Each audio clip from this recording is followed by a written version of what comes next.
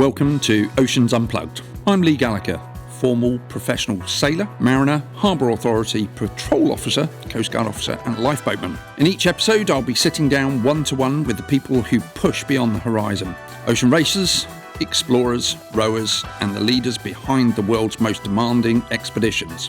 We'll expand on the guests as we get into it. Oceans Unplugged is proudly supported by YB Tracking, the global leader in race and expedition tracking technology, helping bring the world's toughest adventures to life in real time. This is our stories, unfiltered and in depth. So, welcome back to another episode of Oceans Unplugged. And this week I've got a great guest for you, Carsten Haas, and he's from the German sailing school and yacht charter company called Boot Academy. Did I get that right? Academy, Boot Academy? That's what we say in German. So tell me a bit more. What is Boot Academy all about? Oh, well, we started around the millennium and started with just doing the basic powerboat level. It's called Sportbootführerschein back in Germany. And then we started doing the advanced sailing courses. And then the people ask, Carsten, can we come with you on a sailing trip? And I said, why don't you do it yourself? I mean, you're prepared now, you're educated, so do it yourself. They said, no, let's go and have an experienced skipper on the side and learn a little bit more like practical sailing or practical boating. Yeah, here in the UK we do it a lot. We kind of call it a bit of hand-holding. Yeah. So it's giving that element of reassurance to the guests or the crew on board. Yeah. So this weekend we're here in the lovely harbour of Yarmouth. Sun is shining like always in England. Yeah, so I've organised the good British summer holiday. Yeah. So why are we here in Yarmouth? We're here for the, let's pronounce it right, Tattinger Regatta 26. The reception is today on Friday, and tomorrow is 2 races, I guess, and Sunday is another race. And lovely surroundings with breakfast, with supper, with party, and of course the champagne reception. We're looking forward. A little bit of champagne as well. Yeah. So now you do a lot of events globally as well. It's not just here in Yarmouth or here in the Solent. You do them globally. Yeah. What places do you go to? Oh, we started we started in Croatia, which is like the closest. You can go by car from Germany, or you can fly there in an hour from Frankfurt, which is really nice. Started basically just doing sailing trips in the off season to get the people prepared to do their own trips, and started growing. And then we're doing family trips, company events. And then we started going to Spain, the Baltic Sea, Sweden, England, Seychelles in the winter, Caribbean Sea, British Virgin Island, Grenadines, St. Martin. Did I forget anything? Yeah, Tahiti, Bora Bora, and basically wherever is water, we do our trips. And a little bit of the luxury sailing. So you've also got another business which isn't to do with Boot Academy, as in the instruction. Yeah. It's a bit more specialist. Yeah, we started that like last year. It's called Concierge Escapes. We just want to, the industry changed a little bit just from just sailing to getting experience. You know, when we started sailing, it was all about sailing and getting the sails up and doing mileage and doing just sailing. And now it's more like vacation. The people are more buying like an experience now. They want to have fine dining, they want to have beautiful swimming area, space, and do some Insta photographs, and doing it's more vacational, more family wise, more chilled, relaxed, not just racing. Or education. It's actually enjoying it a bit more. Yeah. So on those, what type of boats do you use, like within Boot Academy versus the Concierge Escapes? It's like from the classical sailing boats. We started with the classical jib and mainsail, and we done all the tacks and the jibs, how it used to be. And now there's a lot of self-tacking boats, and there's more comfort. Like my friend Dubravko in Croatia always says, he started up renting out boats with sails and more thin boats and fast boats, and now it's more like refrigerators, having a grill, a television, and automatic winches, and like the luxury we've been talking about. yeah. And we put this to another level to get it even on bigger catamarans, because this is the big thing now. We have more space, and the people are spending like a week or 2 weeks on it, so they want all the toys on it, stand-up paddle. They want maybe a jet ski, or they want a chef on board, or a stewardess. So it's still sailing, but it's more like spending time in the bay. And so there's like big catamarans, 50 foot, 60 foot, and then with proper crews. And a chef on board, that kind of thing. Board, like crew on board, to make it more and more comfortable for the people. So they can get to relax a bit more, I suppose. Yeah. Where, I mean, you're obviously doing this a lot more in, as you say, the places where there's going to be sunshine, there's going to be at the moment, for those of you who aren't in the UK, England is traditionally known as having an English summer is like we get about 3 hours of sunshine on a Tuesday, on a Thursday, in August, something like that. Whereas at the moment in 2026, going into August, we've had, I think it's almost 3 straight months of really good weather, which has been 25 degrees and above. And as Brits, they're not used to it. I grew up in South Africa. I'm absolutely loving it. But yeah, normally you go, as you say, to like Croatia, to the Seychelles. Let's see. Summer or in the winter, follow the sun.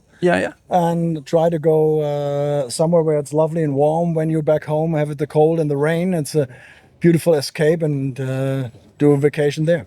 So is there any part of the industry that are kind of looking in areas, or your customers looking to go into areas that haven't been visited before? I mean, I know we've previously spoken about maybe the Philippines, which is a growing tourist area, especially in the charter market. Are they looking further afield to Thailand, Vietnam, the Middle East, or the Far East? Or is that still sort of not quite there yet? I think it's not quite there yet, but the people, as we said, in the beginning it was just sailing. And so they've done Croatia with us, they've done Croatia with their family, they've done Croatia with their friends. So they want to do something different. So we try to look always for new spots, or like events like this one, like spice it up a little bit, or come back to the original kind of sailing for the people who want to hoist a spinnaker, or do like we do, like some regatta, or last year the Round the Island race, to do something special. And then there are the people who want to, I've done all the sailing stuff, I want to switch to a catamaran, or I want to even switch to a motorboat to make it even more faster, comfortable. And then it's depending on flights and everything. So they're if we propose something new, we want to go to the Grenadines next year, or we want to do St. Martin again, and maybe the Heineken race, and they go, oh, that's nice, let's do this, and add like a shore-based vacation. Is that the right word? So like spend a couple of days, or on the way there, they can spend like, a couple of days in Miami, or go somewhere. So it's more like included in a complete vacation for a couple of weeks. So they do like a week on a boat, and then they're changing up to some hotel nice. We want to do Belize. That was the one I was looking for next year. Okay. So within the German market, I mean, there's obviously the sort of want and will to go traveling a lot more. I mean, is there anything like within the German market that they want to do, sort of the adventure of going to the Arctic? Because that seems to be an opening thing as well. People going very high altitude, high latitude, or low latitude sailing even. Is that something in Germany, or? Well, this is like a small niche, I would say, that people are more interested in doing like these special things. That's what I meant. We have this classical charter vacation. We have the times like Björn we have on board. He wants to do something with his family and experience more. But then like the husband or the wife, are they gonna, can I do a bit more? So we said about going in the northern part, like I'm thinking about doing like the Norway area or something. Or the fjords and that kind of thing. Fjords kind of thing. So they are, but just a group, or like going up to Glasgow, the Irish Sea and stuff like this. So, but there's like a smaller group. So it gets more and more, let's say divided, is that the right word? Yeah. Back then it was Croatia, and then they've done that, and then they've done Mallorca, and then they do Greece. And so they try to we try to do always find some new spots, and the problem is they're not always boats there. Like in the Solent, we have some charter companies here, but it's not like in Croatia where they have thousands of boats where you can rent on and go. And so it's like getting more divided in the quality sailing. Is that the right word? Yeah. Or luxury sailing, and with the chefs and everything, and then still the people want to go in sleeping bags and boots on, and no rain here. Yeah, I don't think we're going to have sleeping bags tonight. It's going to be a bit roasting. So for this weekend, what are you most looking forward to? Because you've obviously been sailing around the Solent recently for 3-4 weeks now? Yeah, about that. So we come up here and always get a group for a couple of days. The good thing is you can do like Monday to Friday, or you can do the weekends, Friday to I guess Monday morning or something. So you have like a short trip. When we come here, I love, thanks to you, the Solent really much. So we always start in Hamble at the lovely Port Marina, what's it called? Port Hamble Marina. Port Hamble Marina, and then we always basically the good trip to Portsmouth to see the traditional sailing, because it's tidal. And we have all the British, the English military naval history. And this is like right there, like we drive past HMS Prince Charles. Is it Prince Charles? No, Prince of Wales. Prince of Wales and HMS Queen Elizabeth. And right next to is the victory of Lord Nelson, which is like, so when we stand then, like I'd always try to get spiced up. So we done a world sailing sea safety training, which is necessary to become a good and safe sailor. And this is like more concentrated or more important, I would say, than in the Med Sea.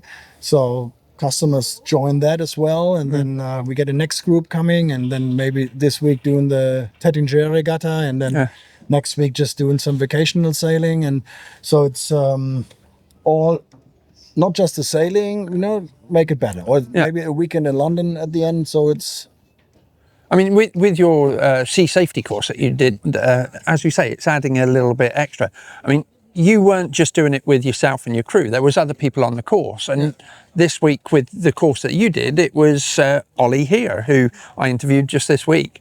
So there's all sorts of levels of different sailing that you can interact with over here. And it's quite open, isn't it, in the Solent? Yeah, it's quite open, and it's like the intense amount of people sailing here in the area. I mean, you know that better than me. In Hamble River, how many boats are there? And thousands. And we just passed the 580 boat coming back. Oh yeah, one of Don McIntyre's mini globe race boats. Globe race. I mean, it's just so close. And we done in the pool. We met Oliver here. Good luck for him on the race from New York back to. For the ocean race. The ocean Atlantic, race. Yep. So it's really easy to meet these nice guys, and they're really open. You can talk to them and learn from them, and you see how they adjusted it. And Yarmouth Harbour, as we spoke driving in, they have like 3 boats out from the harbour master, and they're directing you, really helpful, everything. So even if you're not used to tidal sailing or berthing in the British way, and always helpful, it's just good fun here. Yeah. When you say the British way, are you on about tying an OXO on a cleat?